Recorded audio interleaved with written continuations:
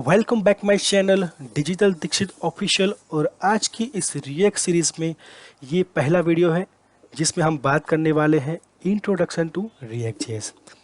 Basically beginners को ये जानना बहुत ज़रूरी है कि रिएक्ट जेएस क्यों यूज़ करना चाहिए, क्यों अभी मार्केट में रिएक्ट जेएस चल रहा है, रिएक्ट यूज़ करने पे वेब हमारी जो वेब एप्लीकेशन है, प्रोडक्ट है, इसमें हमें क्या क्या फीचर्स मिलते हैं, तो हमें ये जानना बहुत ज़रूरी है।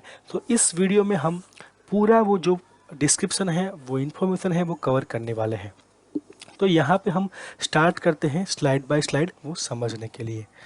तो पहले हमें समझना है कि रिएक्ट जेएस आया कहाँ से, रिएक्ट जेएस की क्यों ज़रूरत पड़ी मार्केट में। तो मैं थियरिकली थोड़ा ब्रीफ बता देना चाहता हूँ कि जब हम लोग वेब पेज क्रिएट करते थे बाय यूजिंग HTML, तो वहाँ पे हम यूज़र इंटरफेस के लिए CSS यूज़ करते थे। कहीं ना कहीं उस टाइम पे जो डेवलपर्स काम कर रहे थे उनको ये ख्याल आया कि जो कंप्यूटर्स के लिए प्रोग्रामिंग लैंग्वेज है वैसे ही वेब पेज के लिए प्रोग्रामिंग लैंग्वेज होनी चाहिए। तब वहाँ उस टाइम पे उन लोगों ने जावास्क्रिप्ट कॉन्सेप्ट यूज़ करके प्रोग्रामिंग शुरू की थी। और आप सभी लोगों को पता है कि सोशल नेटवर्क प्लेटफॉर्म जो अभी फेसबुक है वो डे टू डे ग्रो कर रहा है। उसके जो जितने भी मिलियंस ऑफ यूज़र हैं उनको कहीं ना कहीं ये जो लेटेस्ट ईयर का जो फेसबुक प्लेटफॉर्म है 2020-22 का, वहाँ पे उन लोगों को परफॉर्मेंस स्पीड मिल रही है। बट आप कंपेयर करोगे 10 साल पहले, 15 साल पहले का जो फेसबुक वेब पेज था वो कहीं ना कहीं, और यहाँ अभी जो आप यूज़ कर रहे हो उस वेब पेज में बहुत आसमान ज़मीन का डिफरेंस है परफॉर्मेंस और स्पीड के बेस पे। ठीक है, तो फेसबुक इतनी बड़ी कंपनी है तो जाहिर सी बात है कि वो अपने मिलियंस ऑफ कस्टमर्स और मिलियंस ऑफ यूज़र के यूजेस का परफॉर्मेंस और स्पीड का ख्याल रखेगी।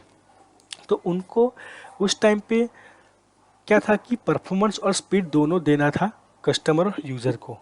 तो उन्होंने उस टाइम पे जो स्ट्रक्चर लॉन्च हुआ था MVC स्ट्रक्चर, आपको पता ही है, मॉडल व्यू कंट्रोलर।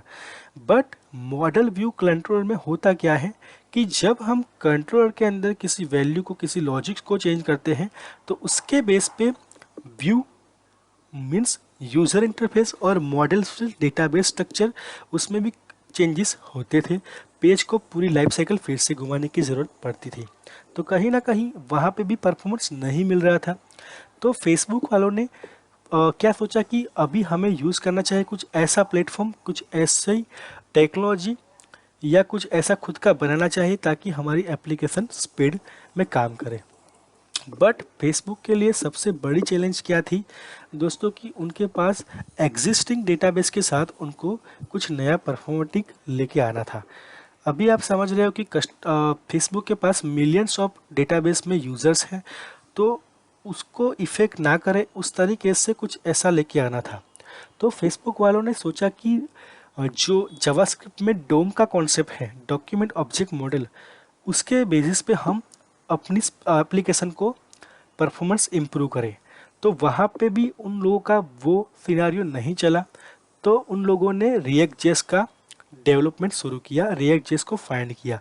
अभी रिएक्ट जेएस के अंदर एक कॉन्सेप्ट है वर्चुअल डोम, जिसकी वजह से वो बेहतरीन परफॉर्मेंस और अच्छे से स्पीड देता है एप्लीकेशन को, यूज़र्स को। ठीक है, अभी आपको पता चल गया होगा कि धीरे धीरे वेब पेज से, CSS से, जावास्क्रिप्ट पे से, डोम पे से वर्चुअल डोम में, और तब जाके रिएक्ट MVC को हटा के रिएक्ट जेएस डेवलप हुआ। अभी रिएक्ट जेएस को हम स्लाइड बाय स्लाइड समझेंगे। तो रिएक्ट जेएस पहले तो कई कई डेवलपर्स, बिगिनर्स ऐसा बोलते हैं कि रिएक्ट जेएस जावास्क्रिप्ट लाइब्रेरी है और फ्रेमवर्क है, तो उनको कहीं ना कहीं ये कन्फ्यूज़न होता है। तो मैं बता देना चाहता हूँ कि रिएक्ट कोई फ्रेमवर्क नहीं है।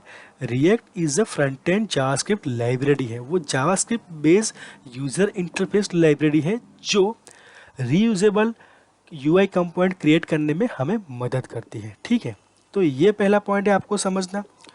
दूसरा कि कई सारे डेवलपर्स, मैंने एग्जिस्टिंग आपको बता दिया आगे वाली स्लाइड में, कि कन्फ्यूज़न रहता है कि वो लाइब्रेरी है कि फ्रेमवर्क है, तो इसका आंसर आपको इस स्लाइड में मिल जाएगा। अभी हमें ये जानना भी बहुत ज़रूरी है कि रिएक्ट जेएस एक्चुअली किसने क्रिएट किया। तो रिएक्ट जेएस क्रिएट करने वाला जो बंदा है उसका नाम है जॉर्डन वॉक, जो एक सॉफ्टवेयर इंजीनियर है फेसबुक कंपनी में। 2011 में उसने रिएक्ट जेएस क्रिएट करा था और उसका इम्प्लीमेंटेशन जो फेसबुक की जो न्यूज़ फीड सेक्शन है वहाँ पे 2011 में ट्रायल किया था। ठीक है, क्योंकि फेसबुक नहीं चाहता था कि पूरी एप्लीकेशन में अगर रिएक्ट यूज़ करे तो उसका क्या इफेक्ट पड़ेगा।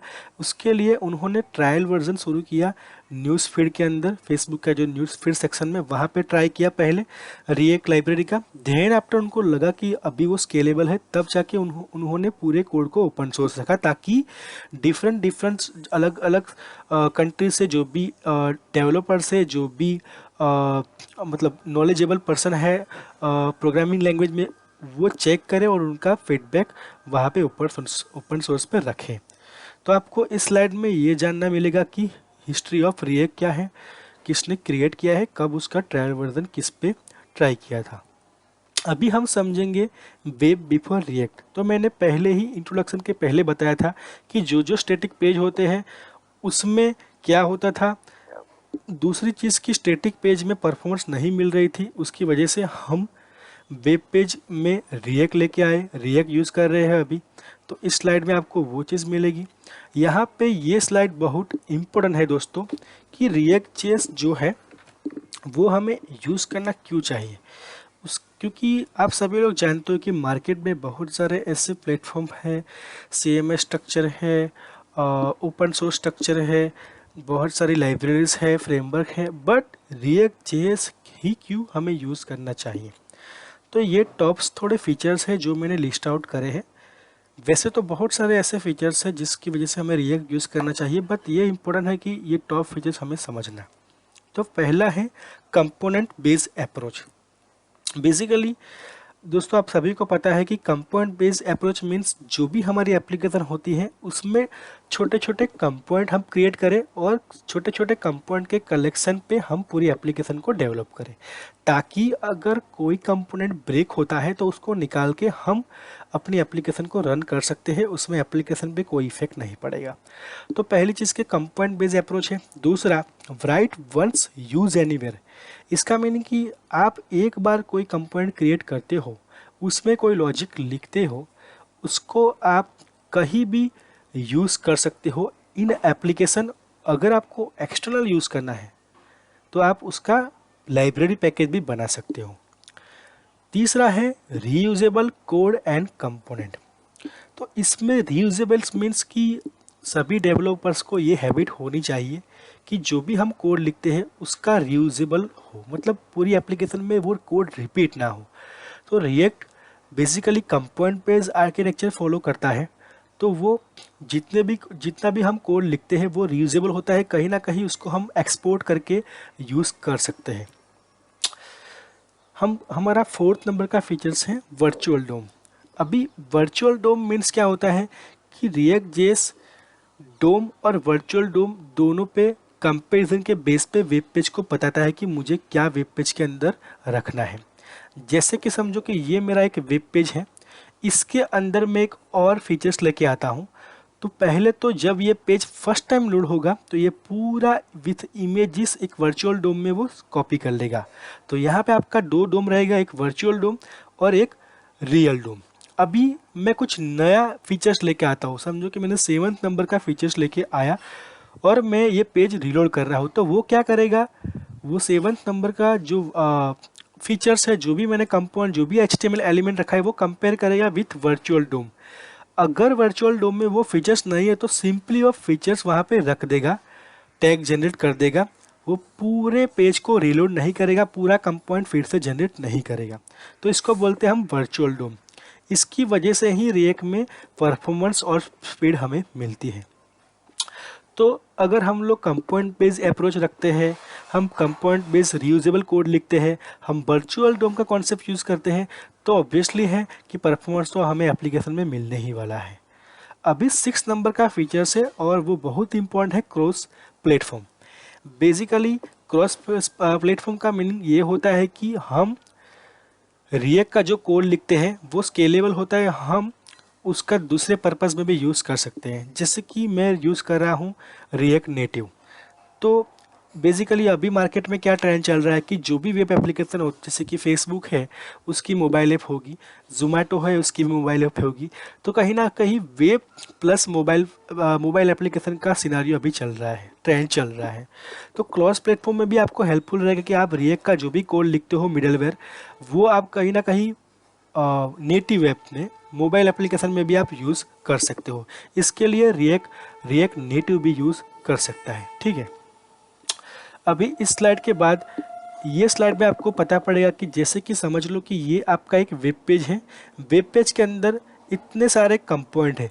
तो जैसे कि जब आप रिएक्ट एप्लीकेशन क्रिएट करते हो तो आपको ये समझना पहले ज़रूरी है कि हमारी एप्लीकेशन के इस पेज में कितने कंपोनेंट हैं।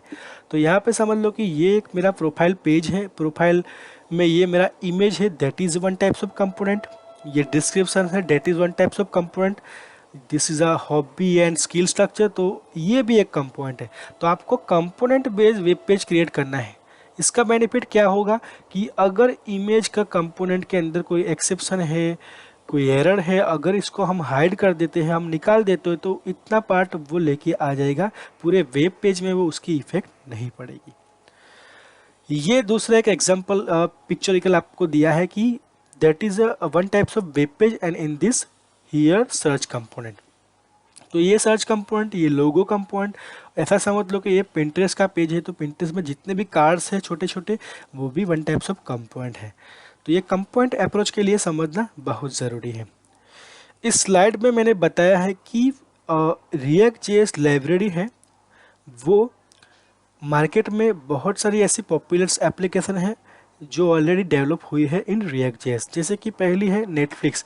आप सभी को पता है कि नेटफ्लिक्स जो ऑनलाइन वीडियो स्ट्रीमिंग एप्लीकेशन है जिस पे आप लोग वेब सीरीज़ देखते हो, तो वो भी उसका फ्रंट एंड डेवलप किया है in React JS using react JS library. दूसरा है व्हाट्सएप वेब। आप सभी लोग सोशल एप्लीकेशन यूज़ करते हो, सोशल मोबाइल ऐप्स यूज़ करते हो व्हाट्सएप, उसका वेब वर्जन है व्हाट्सएप वेब। तो वो भी रिएक्ट जेएस लाइब्रेरी की हेल्प से क्रिएट करा है। और इन सब का जो ओनर है वो है फेसबुक, मतलब जो रिएक्ट की लाइब्रेरी डेवलप करने वाली कंपनी है वो है फेसबुक। तो फेसबुक वालों ने पहले अपने खुद की एप्लीकेशन में अप्लाई करा था, तो आप बोल सकते हो कि फेसबुक भी रिएक्ट में डेवलप हुई है। फोर्थ नंबर की एप्लीकेशन है पॉपुलर एप्लीकेशन उबर इट। वो भी आपको पता है कि वो भी रिएक्ट जेएस के अंदर ही डेवलप हुई है। तो ये फोर्थ एप्लीकेशन मैंने अभी टॉप में रखी है। ऐसी बहुत सारी एप्लीकेशन है बट मैंने यहाँ पे लिस्ट आउट ज़्यादा नहीं की है, आप गूगल पे जाके चेक कर सकते हो कि वो रिएक्ट जेएस के हेल्प से डेवलप हुई है। ये स्लाइड में आपको ये बता देना चाहता हूँ कि आप ई कॉमर्स प्लेटफॉर्म ले रहे हो या सोशल नेटवर्क प्लेटफॉर्म पे काम कर रहे हो या business website, product website, desktop dashboard based application, Q&A website बनाना चाहते हो, तो आप रिएक्ट की ये जो लाइब्रेरी है उसके बेसिस पे आप ऐसे प्रोजेक्ट में काम कर सकते हो। अभी ये मेरा कॉन्टेक्ट्स पेज है जिसके अंदर मैंने मोबाइल नंबर्स दिया है। अगर आपको इस वीडियो में कुछ और इंक्लूड करना था, आपको कुछ और इन्फॉर्मेशन चाहिए रिएक्ट के रिगार्डिंग, तो आप मुझे डायरेक्टली व्हाट्सअप कर सकते हो, मुझे मेल भी कर सकते हो, मेरी साइट भी विज़िट कर सकते हो। तो ये मेरा कॉन्टेक्ट्स पेज है और ये थैंक यू। ऑब्वियसली आप मेरा वीडियो देख रहे हो तो मैं आपको थैंक यू कहना चाहता हूँ। और अगर आपको ये वीडियो पसंद आई है तो दोस्तों प्लीज़ मेरी इस चैनल को सब्सक्राइब कीजिए, लाइक कीजिए और कमेंट कीजिए वीडियो को। अभी के लिए थैंक यू।